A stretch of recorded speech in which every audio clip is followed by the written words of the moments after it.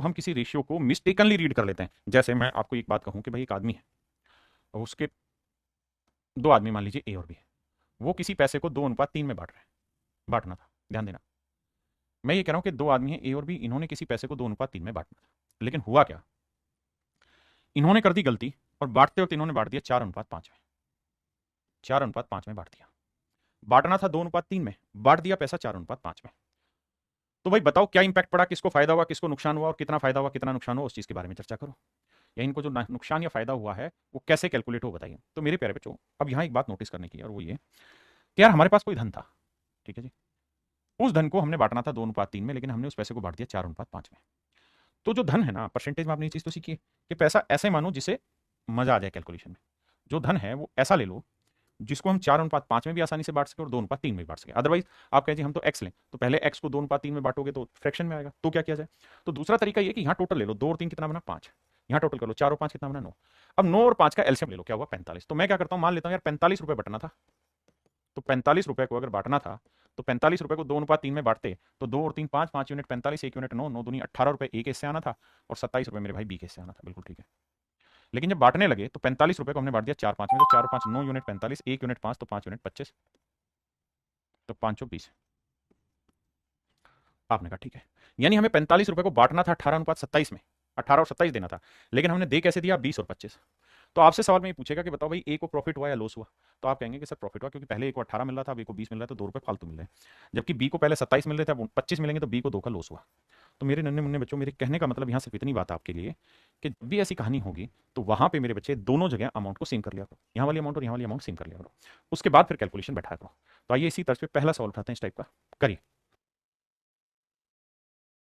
1170 रुपए को बांटना था, गलती से मैंने 1170 रुपए बांटना था, और बांटना था 1:2, 1/2, अनुपात 1/3, अनुपात 1/4 में। अब जब भी बटे में आया तो कहानी सिखाइए क्या किया करो मेरे भाई। सर बताया 2 3 4 कैल्शियम ले लो, 12, 12 से हर जगह गुना करो, तो 2 6 12, यानी बांटते वक्त ए को देना था 6 रुपए, तो बी को देना था भैया 3 चौक 12 4 रुपए, तो सी को देना था 3 रुपए। इस अनुपात में मेरे प्यारे बच्चों ए बी और सी को पैसा बांटना था। बिल्कुल ठीक है। अब लेकिन कह रहा है जब बांटने लगे तो हमने गलती से 2 3 4 में बांट दिया, ये गलत किया, 2:3:4 में बांट दिया। बांटना था 6 4 3 में, लेकिन हमने बांट दिया 2 3 4 में। तो कह रहा है गड़बड़ करी गई। तो बताओ इसमें सबसे ज्यादा किसको प्रॉफिट हुआ और कितना प्रॉफिट हुआ, किसको प्रॉफिट हुआ और कितना प्रॉफिट हुआ, ये हमसे सवाल में पूछा गया। आओ बाबू, तो क्या बैठा है सेटिंग, देखो ध्यान से। आपको एक तरीका बता दिया कि ऐसे हर एक सवाल में एक ही काम करना, दूसरा काम ही नहीं है आपके पास, कि इनकी अमाउंट इक्वल कर लो। यहाँ अमाउंट कितनी है, तो आप कहेंगे 3 और 4 7 और 6 13, और यहाँ अमाउंट कितना है 2 और 3 5 और 4 9, तो 13 और 9 कैल्शियम क्या आया सर, 13 नहीं में 117। तो करो क्या भाई, 117 ही रुपए मान लो टोटल, कि भाई 117 रुपए बांटने थे, तो 117 में ए बी सी को 6 4 3 बांटना था, लेकिन गलती से 117 रुपए को हमने बांट दिया किस रेशियो में, 2 3 4 में। तो भैया 6 और 4 10 और 3 13 यूनिट 117 रुपए, तो 1 यूनिट 9, तो 9 6 54। तो ए को 54 रुपए मिलने थे, बी को 9 चौक 36 रुपए मिलने थे, और सी को 9 3 27 रुपए मिलने थे। लेकिन बांटते वक्त 2 और 3 5 4 9 9 13, तो बांट दिया 13 दूनी 26 रुपए ए को बांट दिए, हाँ जी 13 3 39 रुपए बी को बांट दिए, और 13 चौको 52 रुपए बांट दिए सी को। तो हमसे सवाल में ये पूछ रहा है भाई किसको फायदा हुआ। देखो जी, ए को तो नुकसान हो गया, बी को 3 यूनिट का फायदा हुआ, लेकिन सबसे ज्यादा फायदा हुआ सी को, क्योंकि 27 से सीधा 52 पे आ गया। तो कितने का फायदा हुआ जी, 25 यूनिट का फायदा हुआ। यानी सर सबसे ज्यादा फायदा सी उठा लेगा। गलत बांटने के चक्कर में किसको ज्यादा फायदा हुआ मेरे प्यारे बच्चों, सी को फायदा हुआ। अब कह रहा है कितना फायदा हुआ, तो भाई ये बताओ पैसा था कितना, तो सब 1170 रुपए, और हमने जो एलसीएम लिया उसके अकॉर्डिंग पैसा लिया 117 यूनिट, तो 117 यूनिट 1170 रुपए, तो 1 यूनिट की वैल्यू आई मेरे भाई 10, तो 25 यूनिट की वैल्यू आई 25 गुना 10 यानी 250 रुपए। यानी मोटी मोटी बात ये कह सकते हैं कि सर सबसे ज्यादा फायदा सी को हुआ, और कितने का हुआ सर, 250 रुपए का हुआ। C will get the maximum profit and the profit is ₹250। तीन लोग हैं मेरे भाई, ए बी और सी। आप समझ गए कि रेशियो निकालना, ए की वैल्यू रखी 25 की पावर 1/2, लेकिन वो माइनस का। आप ये बात जानते हैं कि इसको हम लिख सकते हैं √25 या 1/25 की पावर 1/2। हाँ जी, और 25 की पावर 1/2 का मतलब होता है √25, 25 का वर्गमूल होता है 1/5। यानी मेरे प्यारे बच्चों ये वाली लेंथ आ गई 1/5, मतलब ये वाली वैल्यू आ गई 1/5। अब आते हैं बी पे। बी की वैल्यू ध्यान दोगे तो पहले कर रखा है 125 का वर्ग और फिर कर रखा है क्यूब। इसको भी सुलझाते हैं, ऐसे लिखा हुआ है, पहले 125 का वर्ग एंड देन फिर क्या हुआ क्यूब। तो मेरे प्यारे बच्चों एक बात बताइए, 125 को हम क्या लिख सकते हैं, तो आप कहेंगे इसको लिखा जा सकता है 125 की पावर 2, और ये क्यूब रूट को बटे 3 लिख सकते हैं, और 125 को लिख सकते हैं 5 की पावर 3 की पावर 2 बटे 3, 3 से 3 कट जाएगा, अच्छा 5 की पावर 2, 5 की पावर 2 यानी 1 बटे 25, यानी मेरे भाई ये वाली वैल्यू सोल्व होकर दे रही है 1 बटे 25। हाँ जी। अब आइए तीसरी चीज़ पे, तीसरा है 4 सही 17 बटे 27, तो 27 चौक कितना होगा, 4 7 28, 4 दूनी 8 और 2 10, 108, 108 में 17 जोड़ा 125, तो ये आएगा 1 बटे क्यूब रूट 125 बटे 27। तो मेरे पैर 125 का क्यूब रूट 5 और 27 का क्यूब रूट 3, तो 1 बटे 5 बटे 3 पलटेंगे तो ये आएगा मेरे पैर 3 बटे 5, ये आएगा मेरे भाई 3 बटे 5। हाँ जी। आइए मेरे भाई, इसको सेटल करने जब जाओगे तो आप क्या करोगे, 5 5 25 है तो सबको 25 से गुना करो, इधर भी इधर भी इधर भी, 5 से काटा तो 5 आया, 25 से 25 काट के 1 आया, 5 से काटा 25, 5 5 3 15, तो मेरे प्यारे बच्चों आपका जो रेशियो निकल के आया वो आया 5:1:15, यानी इस अनुपात में सच मायने में आपको पैसा बांटना था, इस अनुपात में आपको पैसा बांटना था। आपने कहा जी ठीक है, लेकिन हुआ क्या, आप तो शैतान थे, आपने गलती से जो पैसा बांट दिया वो बांट दिया भैया 2 3 4 में,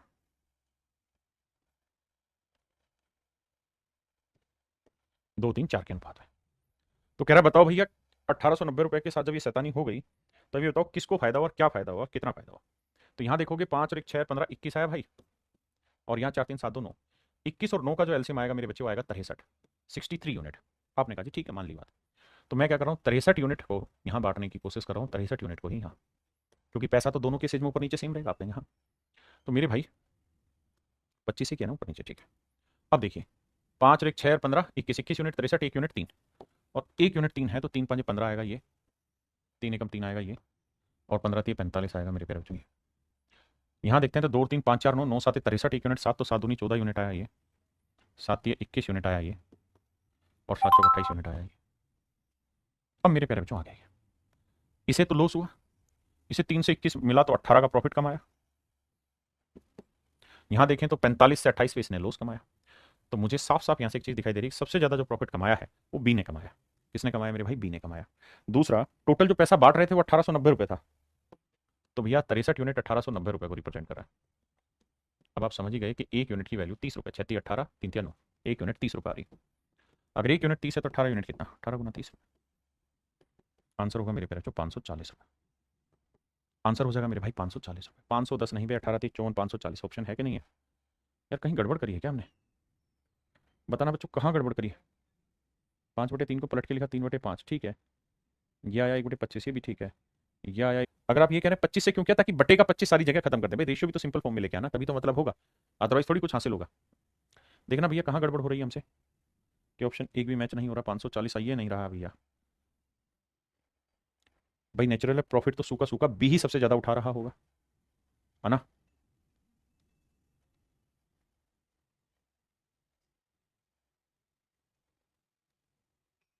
चेक कर लिया, टाइपिस्ट ने ऑप्शन में शैतानी करी हुई है, 540 ही आंसर आएगा, फालतू में कमियां छाट रहे हो। तो बी को 540 का प्रॉफिट होगा, बी को प्रॉफिट होगा 540 रुपए का प्रॉफिट। ऑप्शन में मिस्टेक, ऑप्शन चेंज कर लेना, ठीक है जी बिल्कुल ठीक है। इस पे मिक्स क्वेश्चन होंगे कुछ कुछ अटपटे से, उसके बाद फिर हम जाएंगे प्रपोर्शन पे। ये थी रेशियो की कहानी। तो आइए मेरे भाई मिसलेनियस पे पहला सवाल आपके सामने कहता है ए बी और सी के वेतन का अनुपात 1:3:4 है, यदि इनके वेतन में इतने परसेंट का इंक्रीज कर दिया जाए तो बढ़े हुए वेतन का अनुपात याद करिए। भाई ए बी और सी कहता है इनकी सैलरी का रेशियो 1:3:4। आपने कहा जी ओके रिपोर्ट है। अब कह रहे हैं इनमें परसेंटेज इंक्रीज कर दो, तो करो क्या, रेशियो है ना, तो अपनी तरफ से 100 300 400 मान लिया। अब सवाल में कह रहा है कि ए की इनकम 5% बढ़ गई, तो 100 का 5%, 5 बढ़ गई कितनी हो गई 105। बी की इनकम 10% बढ़ गई 30, 330 हो गई। और सी की इनकम 15% बढ़ गई, तो 15 चौको 60, 460 हो गई। अब मेरे प्यारे बच्चे इसका रेशियो ले देते हैं, तो 0 0 काहेगा, जीरो कटा ही नहीं, 5 से कटेगा, 5 दूनी 10, 5 1 5 21, 5 6 30, 5 6 30 66, और 5 9 45, 5 दूनी 10 92। अब भैया यही आ रहा है और तो कुछ कर नहीं रहा, तो 21 66 92 मेरे प्यारे बच्चों मेरा राइट आंसर, यानी option C is your right answer प्यारे बच्चों। तो अगर ए 20% की बचत करता है, यानी 5 में 1 की बचत करता है, तो मतलब ये हुआ कि बी की इनकम अगर 5 है तो 1 की बचत करेगा तो खर्चा करेगा 4, तो 4 यूनिट रिप्रेजेंट कर रहा है 16 को, तो 1 यूनिट की वैल्यू 4, तो 5 यूनिट की वैल्यू आएगी 20, यानी 1 इनकम होगी मेरे भाइयों 20। आपने कहा मान ली बात, ठीक है जी, अगली कहानी। बी अपनी इनकम का 25% बचत कर रहा है। 25% की फ्रैक्शन मेरे प्यारे बच्चों 1/4, यानी बी की इनकम अगर 4 है तो 1 की बचत कर रहा है तो खर्चा कर रहा होगा 3। तो 3 यूनिट 12, तो 1 यूनिट 4, तो 4 यूनिट हो गया 16, यानी इसका मतलब बी की इनकम होगी 16। बहुत बढ़िया। और कह रहा है सी अपनी इनकम का 40% बचत करता है, तो 40% की मेरे बच्चे फ्रैक्शन होती है 2/5। इसका अर्थ ये हुआ कि अगर सी की इनकम 5 यूनिट है तो 2 यूनिट वो बचत करता है, तो खर्चा कितना करता होगा 3 यूनिट। तो 3 यूनिट 9, तो 1 यूनिट की वैल्यू 3, तो 5 यूनिट की वैल्यू 5 थी 15, तो सी की इनकम आ गई 15। आपने कहा ठीक है, यानी मेरे प्यारे बच्चों हमें खर्चा दे रखा था, परसेंटेज दे रखा था, उसके थ्रू हम इनकम तक पहुंच गए। अब क्या किया जी, जब मेरे भाई हम इनकम तक पहुंच चुके हैं, अब हमको क्या चाहिए, अब हमें 1530 रुपए को बांटना है। आओ तो बांटते हैं। तो कह रहा बी की इनकम ज्ञात करिए क्या होगी। देखिए भैया जी, अब बांटेंगे तो 20 और 16 36, 36 और 15 51, तो 51 यूनिट हुआ टोटल पैसा, और बांटना है 1530 रुपए को। तो 51 यूनिट 1530 रुपए, तो 1 यूनिट की वैल्यू क्या होगी। तो 1 यूनिट की वैल्यू मेरे प्यारे बच्चों आई 30 रुपए। 1 यूनिट की वैल्यू मेरे प्यारे बच्चों 30 रुपए। तो पूछा बी की इनकम ज्ञात करिए। तो बी की इनकम 1 यूनिट 30, तो बी की इनकम होगी 16 गुना 30, 480 रुपए। तो मेरे भाइयों मेरे प्यारे बच्चों मेरा आंसर होगा 480 रुपए। हाँ जी, और ये करो तो आंसर होगा 480 का सैलरी। मेरे प्यारे बच्चों करो क्या, आंख बंद करके इस बात पे फोकस करो कि जो टैक्स है वो सैलरी का, जो टैक्स है बाबू वो सैलरी का 1/4 है, और जो बचत है वो सैलरी का 1/3 है। बचत सैलरी की 1/3 है, टैक्स सैलरी का 1/4 है। ठीक है जी, तो करना क्या है भैया हमें, तो हमको एक ही काम करना है कि बटे में यहाँ क्या है 3, यहाँ बटे में क्या है साहब 4, तो 3 और 4 का एलसीएम ले लो, कितना है 12। तो मान लेते हैं कि जो उसकी टोटल सैलरी है, सैलरी है वो 12 यूनिट है। आपने कहा ठीक है। अब सवाल में कह रहा है कि जो भी उसकी सैलरी है उसमें टैक्स लग जाता है। कितना टैक्स लग जाता है जी, 1/4 ऑफ द सैलरी। तो 12 का 1/4 करोगे तो 12 का 1/4 निकालोगे, कितना आएगा मेरे भाई 3, तो 3 यूनिट उसका टैक्स लग जाता है। बिल्कुल ठीक है। और कह रहा है जो भी टोटल सैलरी है उसका 1/3 उसकी बचत है। तो भैया 12 टोटल सैलरी है, इसका 1/3 बचत है, तो 4 उसकी बचत है।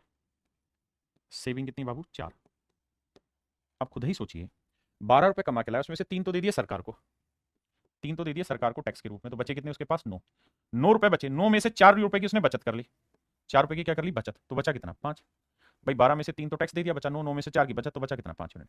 तो जो बचत आई ना, ये मेरे ना जो 4 की बचत हटाने के बाद जो आया, ये आया मेरे प्यारे बच्चों उसका खर्चा। क्या है मेरे भाई उसका खर्चा, यानी उसका खर्चा है 5। अब सवाल में हमसे पूछ रहा है कि खर्चा और बचत का अनुपात ज्ञात करो। तो खर्चा 5 होगा तो बचत होगी मेरे प्यारे बच्चों 4। तो option C is your right answer. Question में कह रहा है in school 5/12 of the number of students are girls, यानी जितने भी टोटल बच्चे होंगे, जितने भी टोटल स्टूडेंट हैं मेरे प्यारे बच्चों, उसका लड़कियां जो हैं वो 5/12 भाग, इसका टोटल बच्चों का 5/12 भाग। तो नेचुरल अगर लड़कियां 5/12 है मेरे प्यारे बच्चों, तो बॉयज क्या होंगे, तो आप कहेंगे साहब बॉयज जो होंगे वो 7/12 होंगे, क्योंकि इसका मतलब यही तो हुआ कि लड़के ना टोटल बच्चे 12 है तो 5 लड़कियां हैं, तो 12 में 5 लड़कियां तो 7 क्या होंगे लड़के। अब अगली लाइन पे आते हैं, और शेष लड़के, उनकी कुल संख्या में से 4/7 लड़कों की आयु 14 वर्ष से कम है। 4/7 of the number of boys are below 14 years, कहता है जितने भी लड़के हैं इनकी संख्या का 4/7 गुना, 4/7 जितने भी लड़के हैं उनकी संख्या का 4/7 गुना वो ऐसे बच्चे हैं जो 14 साल से छोटी उम्र के, 14 माइनस के। तो नेचुरल है भैया, अगर 4 टोटल लड़कों की संख्या का 4/7 14 से छोटी उम्र के हैं, तो बच्चे कितने, भाई इसका मतलब 7 अगर लड़के हैं तो उसमें से 4 लड़के ऐसे हैं जो 14 से छोटी उम्र के हैं, तो बाकी 3 लड़के कौन से होंगे, 3/7 वो लड़के होंगे जिनकी उम्र 14 साल से बड़ी होगी। बिल्कुल ठीक है। अब आते हैं उससे भी आगे, और लड़कियों की कुल संख्या में 2/5 लड़कियों की आयु 14 वर्ष या उससे अधिक है। कहता लड़कियों की टोटल जो भी पॉपुलेशन है इसमें से 2/5 2/5 लड़कियां ऐसी हैं जिनकी उम्र 14 साल या 14 साल से ज्यादा है।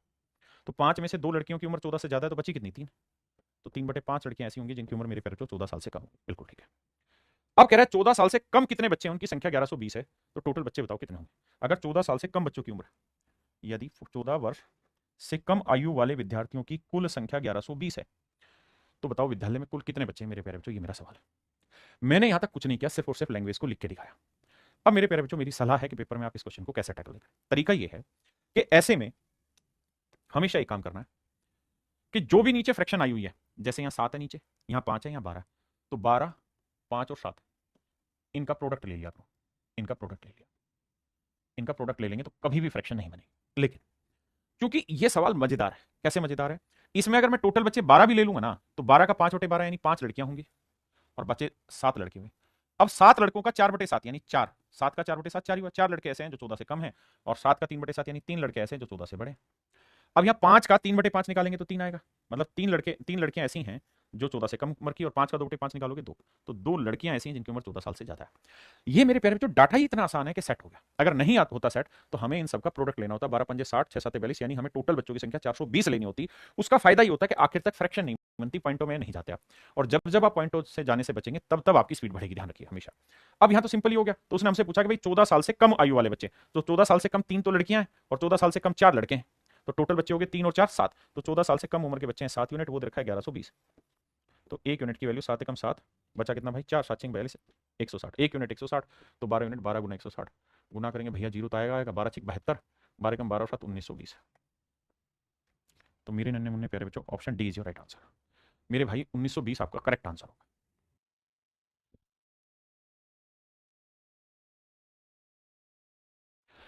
देखिए मेरे भाई एक एक लाइन का अर्थ समझाऊंगा, ध्यान से समझ, जिस लाइन को अंडरलाइन करूंगा केवल उसी को पढ़ना। कहता है जब कक्षा ए से 5 बच्चे कक्षा बी में शिफ्ट हो जाते हैं तो दोनों कक्षाओं के बच्चों की संख्या समान हो जाती है। तो कहता है दोनों ही क्लासेज में जो नंबर ऑफ स्टूडेंट है वो इक्वल हो जाते हैं जब ए से 5 बच्चे चल जाके बी में चले गए। When 5 children from class A join class B, the number of children in both the classes is the same. तो कहता है बच्चों की संख्या समान हो जाती है। मैं इसे दो तरीके से समझाने की कोशिश करता हूँ। पहला डिटेल बताता हूँ। भाई एक क्लास है ए और एक क्लास का नाम है बी। सवाल में कह रहा है कि जो क्लास ए है उसमें मान लेते हैं ए बच्चे हैं और बी क्लास में बी बच्चे हैं। आपने कहा ठीक है भाई, दो क्लास है, एक क्लास का नाम ए रख लिया, एक का बी हमने रख लिया। अब कह रहा है अगर हम ए से 5 बच्चे बाहर निकाल दें, निकाल दीजिए तो -5 बच रहे, भाई 5 गए तो इतने हो गए, और वही 5 बच्चे ले जाके हम बी क्लास में बैठा दें तो बी में हो गए b+5।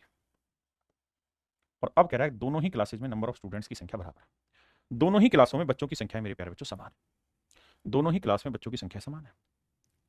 आपने कहा ठीक है, तो इसका मतलब ए की जो वैल्यू है वो b+10 हो जाएगी, क्योंकि -5 इधर जाएगा, 5 और 5 10, यानी ए क्लास में b+10 बच्चे होंगे। ए क्लास में हमने ये माना था, तो ए की वैल्यू आ गई b+10। अब दूसरा तरीका मेरे बच्चे मैं आपको ये कहना चाहूंगा कि भाई अगर हमारे पास दो क्लास हैं, क्लास ए है और एक क्लास बी है, मुझे ये बात पता है पहले से कि अगर यहां पे जितने भी बच्चे हैं यहां से 5 बच्चे निकाल के इस क्लास में जोड़ दें, इस क्लास में 5 बच्चे जोड़ दे रहे हैं, तो मेरे प्यारे बच्चों दोनों आपस में बराबर हो रहे हैं। तो हमें सिंपल एक काम करना चाहिए कि हमें मान लेना चाहिए कि बी क्लास में बी बच्चे हैं, बी क्लास में बी बच्चे हैं।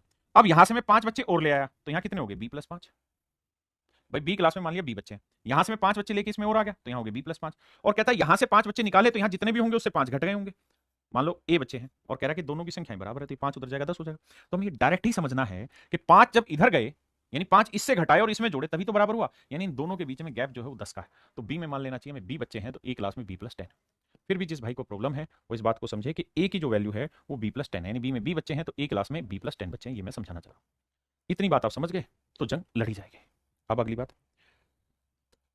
बात बाबू ये कि अगली लाइन में कह रहा है कि अगर 25 बच्चे बी से जाके ए में ज्वाइन कर लेते हैं, क्लास बी से जाके ए में ज्वाइन कर लेते हैं, 25 बच्चे यहां से निकाल दो तो यहां हो गए b-25 बच्चे, और ये 25 बच्चे जाके कहां मिल गए यहां, तो b+10 थे, 25 और हो गए तो b+35 हो गए। अब मेरे प्यारे बच्चों यहां बच्चे हो गए b+35, यहां है b-25। तो कह रहा है यहां जो बच्चों की संख्या है ना वो यहां वाली संख्या की डबल है। ऐसा मैं नहीं सवाल करा, एक बार पढ़िए। देखिए लैंग्वेज का खेल है, 2 बार 3 बार 10 बार 100 बार पढ़ना ही होगा, उसके अलावा कोई ऑप्शन नहीं हमारे।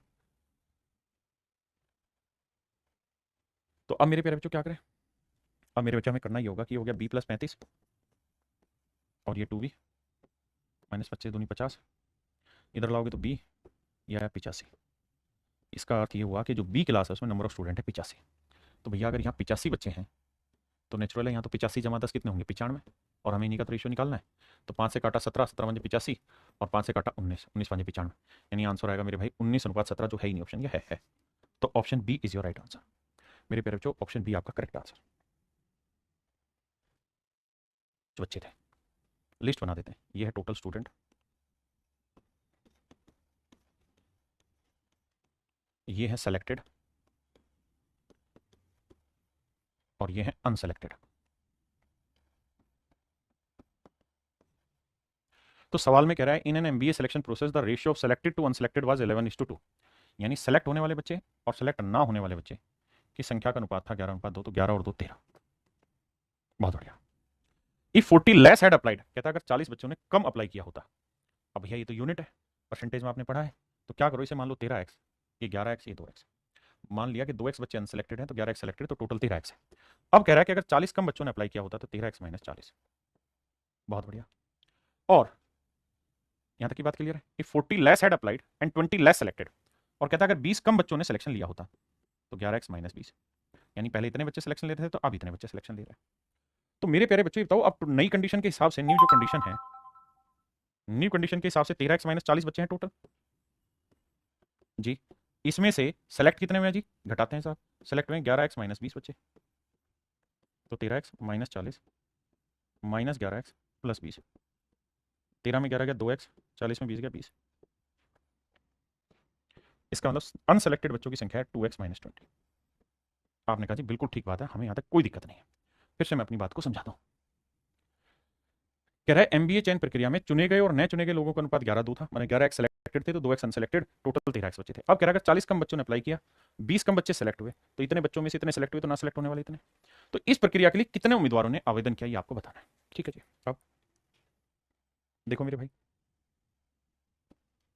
यहां तक की कहानी समझ में आ गई, बिल्कुल ठीक है।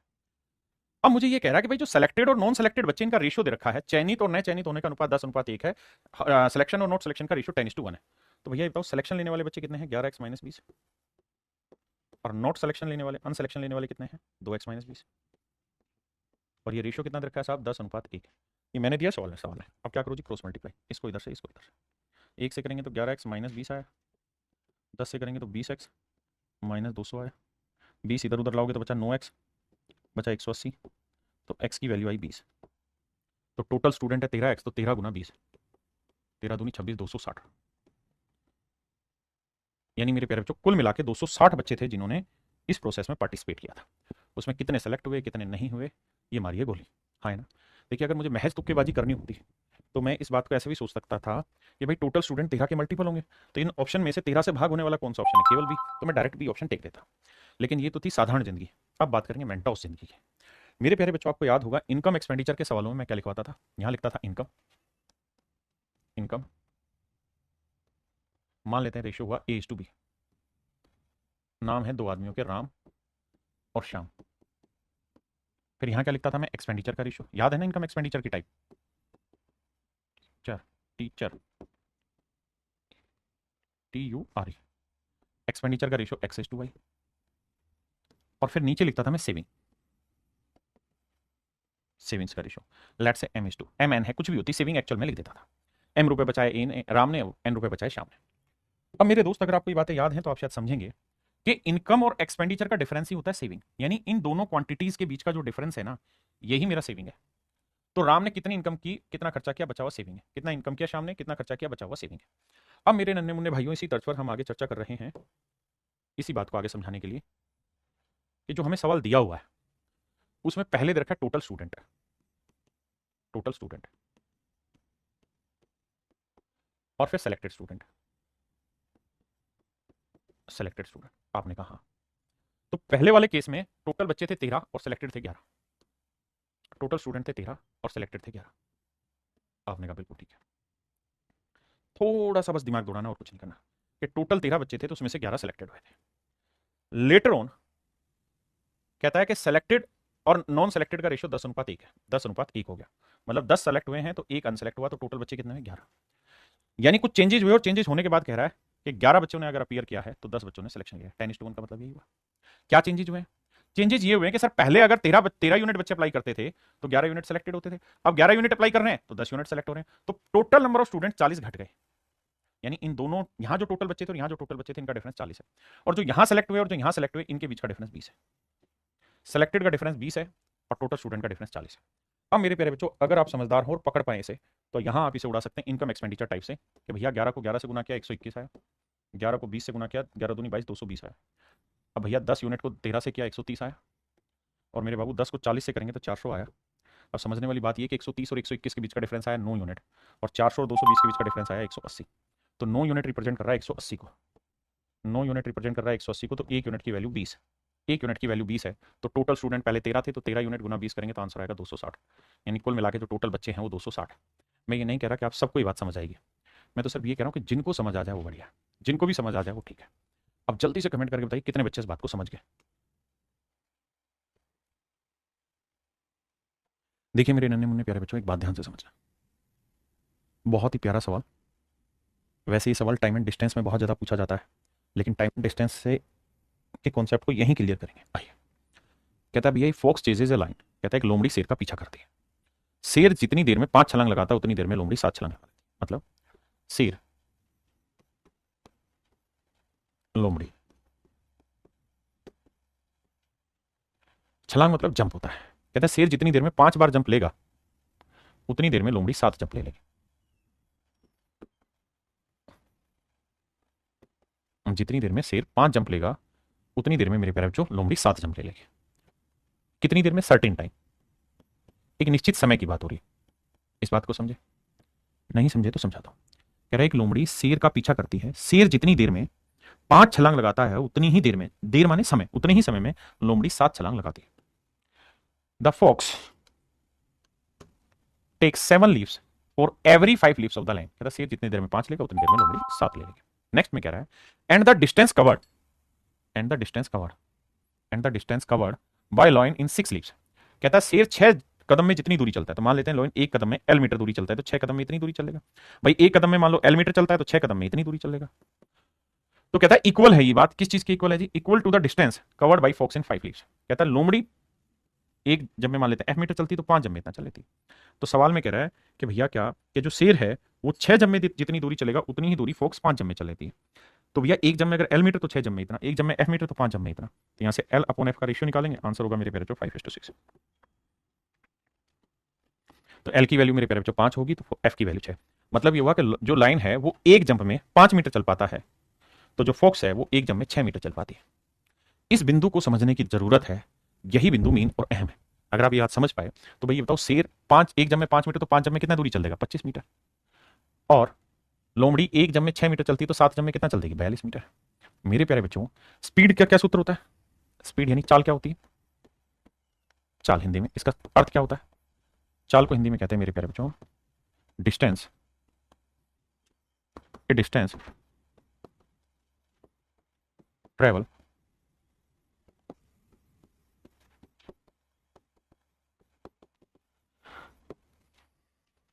एक निश्चित, निश्चित को कैसे लिखते हैं भाई?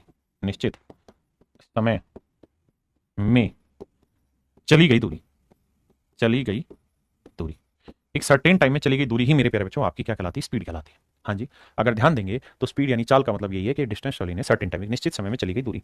तो यहाँ जो सर्टेन टाइम है उसमें शेर ने 25 यूनिट डिस्टेंस चली है तो लोमड़ी ने 42। तो भैया इनकी चालों का जो अनुपात होगा वो 25:42 होगा। लेकिन हमसे पूछा क्या है? उनकी चालों का अनुपात। तो पहले क्या था? शेर, और फिर क्या था? लोमड़ी। Find the ratio of the speed. तो भैया होना चाहिए था 25-42, लेकिन वो दे नहीं रखा तो 42-25 नहीं करना होगा, क्योंकि ऑप्शन जैसे हैं वैसे लेना होगा। हाँ है ना? फिर इसने फोक्स पहले लिखा होगा और वो बाद में, और शायद पहली लाइन से समझ में भी आता है कि फोक्स पहले लिखा है और लाइन बाद में। तो 42-25 आंसर हो जाएगा।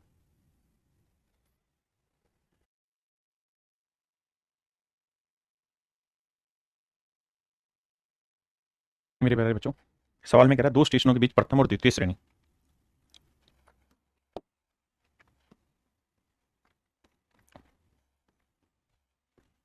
फर्स्ट और सेकंड 2 क्लास है।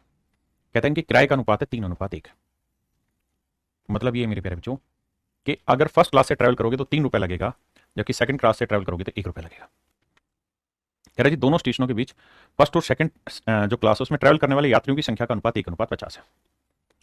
नंबर ऑफ पर्सन कि भैया किससे कितने आदमी जा रहे हैं उसका रेशियो मेरे प्यारे बच्चों 1:50। बहुत सुंदर। अब तो भैया टोटल खर्चा कितना आ गया? एक्सपेंस कितना आ गया? तो सर हम ये कहेंगे कि भाई फर्स्ट क्लास में एक आदमी का किराया 3 और एक ही आदमी का, तो 3 रुपए का खर्चा आया। जबकि सेकंड क्लास में एक आदमी का 1 रुपए खर्चा है तो 50 आदमियों का 50 रुपए खर्चा हो गया।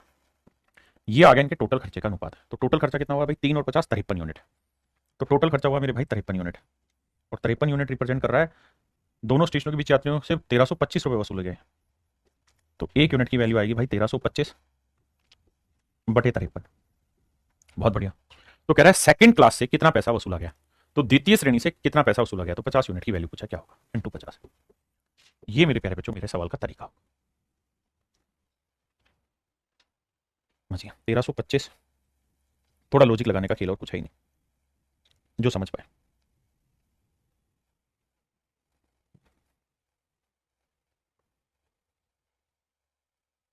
दिमाग दौड़ाना क्या कि मेरे प्यारे बच्चों 53 टुकड़ों की वैल्यू है 1325। ध्यान देना भाई 53 की वैल्यू है 1325, तो 50 की वैल्यू क्या होगी? आप देख रहे हैं 50 और 53 लगभग लगभग नजदीक है। तो पहली चीज तो ये कि 53 की वैल्यू, भाई 53 यूनिट की वैल्यू है 1325, तो 50 की वैल्यू क्या होगी, यानी 50 की वैल्यू 1325 से छोटी है। दूसरी चीज, 53 और 50 में बहुत बड़ा अंतर नहीं है, तो यानी जो 1350 53 यूनिट की वैल्यू, तो 50 की जो वैल्यू होगी इससे लगभग थोड़ी ही छोटी होगी, बहुत ज्यादा छोटी नहीं होगी। जैसे माशाल्लाह बहुत छोटी है, ये बहुत छोटी है, ये बहुत ही ज्यादा छोटी है, यही एक वैल्यू है जो इसके नजदीक में है 1250। तो ऑप्शन से भी मेरे बच्चे में डायरेक्ट खेल सकता था इस सवाल के साथ कि आंसर 1250 होगा। तीनों ही क्लासों से रेलवे का जो किराया है उसका अनुपात 8:6:3। बहुत बढ़िया। लेकिन कह रहा जी बाद में क्या हुआ कि पहली श्रेणी का किराया 1/6 घट गया। अगर 1/6 घट गया मतलब 6 में से 1 घट गया तो बचा कितना, 5। बहुत बढ़िया, 5/6। कहता जी दूसरी श्रेणी का किराया 1/12 घट गया, तो दूसरी 1/12 मतलब 12 में से 1 घट गया तो बचा कितना, 11। तो दूसरी श्रेणी का किराया 11/12 है, 6 का। और तीसरी श्रेणी यानी थर्ड क्लास का जो किराया है वो कुछ भी चेंज नहीं हुआ, जितना था उतना ही रहेगा। आपने कहा साहब ये बात समझ में आ गई। अब मेरे प्यारे बच्चों एक बात बताना, 2×3 = 6, 2×4 = 8, 6×2 = 12, यह आया 20/3, यह आया 11/2, और ये 3 का 3 रहा। अगर इस रेशियो को थोड़ा प्रॉपर एडजस्ट कर दिया जाए, कैसे कि साहब बटे में क्या 6, 6 से इधर भी गुना ना, बटे में क्या था 2, माफी चाहता हूँ, तो 3 और 2 कैल्शियम 6, सबको 6 से गुना कर दें, इधर भी इधर भी। तो आप देखेंगे कि यहाँ आएगा 3 दूनी 6, तो एक्चुअल में फर्स्ट क्लास का किराया 40 यूनिट है, तो सेकंड का किराया 2×6 = 11, 33 यूनिट हुआ। तो थर्ड का किराया मेरे बच्चे 6 × 18 यूनिट हुआ। यानी अगर फर्स्ट क्लास का ये घटाने के बाद जो किराया 40 था, तो सेकंड का इतना और थर्ड का सेम ही रहा। मेरे प्यारे बच्चों मैंने कहां तक की बात बताई है, मैंने यहां तक की बात बताई आपको, ये बातें बताई। तो एक बार लैंग्वेज को तसल्ली बख्श पढ़ लें, क्योंकि जितना पढ़ेंगे उतना ही बेटर तरीके से आप समझेंगे। इस वाली लाइन जो एक गोला बनाया है, इस गोले जितनी चीज को 2-3 बार पढ़ लें। मैं आराम से 10 सेकंड के लिए चीज रोक रहा हूं, करो कर पढ़ो, आराम से पढ़ते रहो। जितना टाइम पढ़ने में इन्वेस्ट करोगे उतना ही बेटर सीखोगे भी। पढ़ते रहिए आप।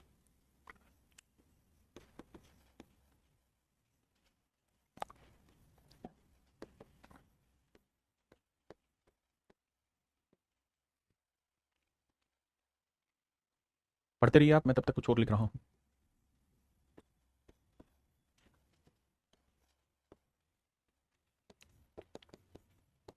आइए मेरे बच्चे, सवाल में कह रहा है कि भैया फर्स्ट सेकंड और थर्ड क्लास से जो लोग ट्रैवल करते हैं, जो पैसेंजर हैं, उनकी संख्या का अनुपात 9:12:26 है, यानी इससे 9 आदमी, तो इससे 12, तो इससे 26 आदमी। तो भैया टोटल खर्चा कितना हुआ, आओ कैलकुलेट करें। 40 को 9 से गुना किया 360, 12 को 3 से किया 12 × 36, 12 × 36 और 3 = 39, 18 छिके 108, हासिल आई 10, 18 दूनी 36 और 10 46। मेरे प्यारे बच्चों इतनी बात को चेक करिए कि इनके जो खर्चा है उसका अनुपात ये बना के नहीं बना, हाँ है ना। अब भैया इनको काटते हैं, किससे कट रहा है, 4 से कट रहा है, 4 7 8, 4 से कट रहा है, 4 से काटेंगे 4 × 36, बिल्कुल ठीक है, 4 से काटेंगे 4 × 36, 4 × 36 99, बहुत सुबह अल्लाह भाई, 4 से काटेंगे 4 × 4, 4 × 4, 4 7 28, 117, 9 से कटेगा 13 × 17, 9 से काटेंगे तो आएगा 10, यह आएगा 11, और 9 से काटेंगे तो आएगा 13। यानी एक्चुअल में ये सेटअप बना कि भैया पहली क्लास का किराया इतना, तो दूसरी से का इतना, तीसरे का इतना, ये कुल मिला के खर्चा हो रहा है। और कह रहा है सारी टिकटें बेच के उसने 1088 रुपए वसूल किए हैं, तो ये बताओ फर्स्ट क्लास वाले से कितना पैसा उसने वसूल किया है। ये हमारे सवाल का एम है। आओ भैया सेटल करें, इसे हटाते हैं। 1088, ध्यान देना। तो भैया यहां जोड़ेंगे तो 10, 10 और 11 21, 21 और 3 24, 24 और 1 34, तो 34 यूनिट रिप्रेजेंट कर रहा है 1088 रुपए को।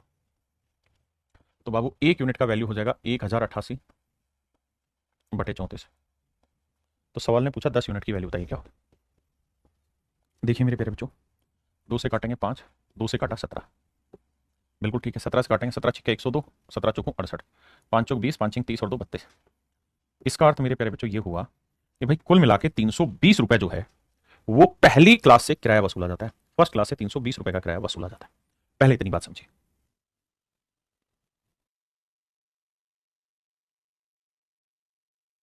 जल्दी से बताइए कितने बच्चों को समझ आ गया, क्योंकि अब फिर रेशियो में नई टाइप शुरू करेंगे। ये था मिसलेनियस की टाइप। अब हमारे आगे प्रपोज चाहता हूं, समान, समान को बोलते हैं इक्वल, इक्वल और अनुपात, समान अनुपात।